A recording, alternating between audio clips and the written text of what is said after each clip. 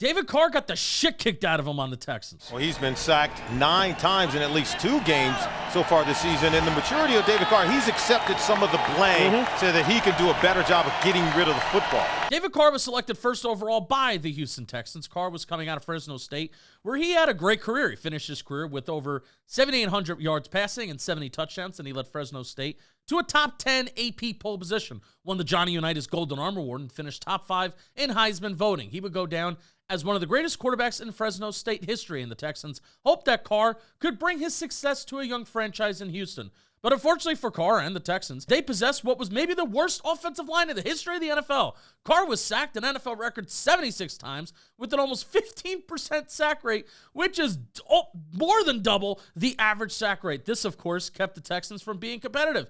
The team finished 4-12, and although he got crushed constantly, Carr still showed toughness and potential. While the Texans never broke their aforementioned sack record, they barely saw any improvement. Carr got brought down constantly after the Texans had no real success or direction. The consistent punishment Carr took behind his offensive line led to bad habits like way too early checkdowns, feeling ghost pressure, and panicking inside the pocket. The Texans never had a winning record with Carr at the helm, leading them to decline his rookie option and move on from him after the 2006 season. Carr would become a career backup after that, playing for the Panthers, the Giants, and 49ers, and funny enough, he ended up becoming a Super Bowl champion as a backup with the New York Football Giants. David Carr is the perfect example of how an organization and a poorly constructed roster can fail a young, promising quarterback, and unfortunately, it's a trend we see occur way too often in the league.